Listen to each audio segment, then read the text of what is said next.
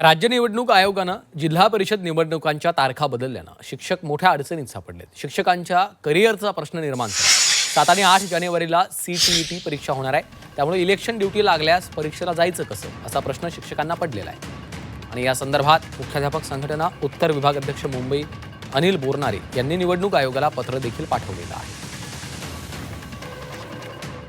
जिल्हा परिषद निवडणुकीची तारीख 7 आणि CTETच्या परीक्षेची तारीख 7 अशामुळे अनेक शिक्षकांची मोठी कोंडी निर्माण झालेली आहे।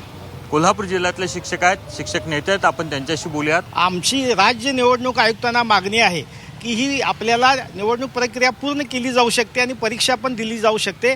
फक्त जे CTET परीक्षेसाठी बसलेले आहेत आणि ज्यांना आपण निवडणूक ड्युटी जिल्हा अधिकाऱ्यांनी लावलेली आहे ती त्यांची निवडणूक ड्युटी रद्द करावी आणि अशा प्रकारचा आदेश राज्याच्या निवडणूक आयुक्तांनी आपल्या जिल्हा निवडणूक अधिकारी जे आहेत त्यांना द्यावा। त्यातून हा प्रश्न सुटू शकतो आणि आपली निवडणूक प्रक्रिया पण सुलभ होऊ शकते आणि या शिक्षकांना सुद्धा परीक्षेला जाता येतं। तेव्हा आपल्या माध्यमातून मागणी आहे की ही मागणी मान्य करावी।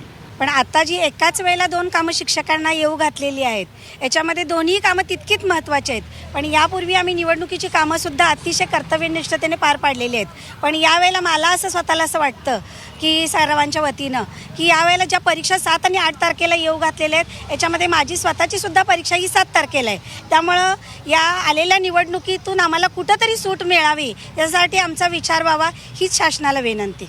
नकळतपणे शिक्षकांची जी TET परीक्षा आहे ही डिस्टर्ब होते आहे। शिक्षक त्यामुळं अडचणीत आलेले आहेत।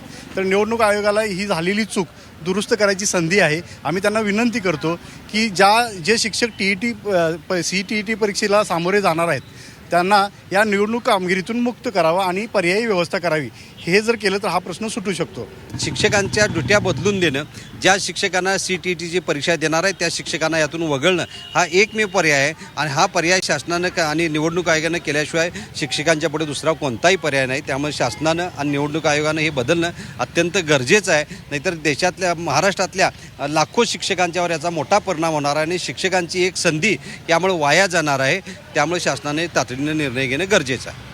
कॅमेरा मृत्यूंचा प्रताप नाईक, G24 तास, कोल्हापूर।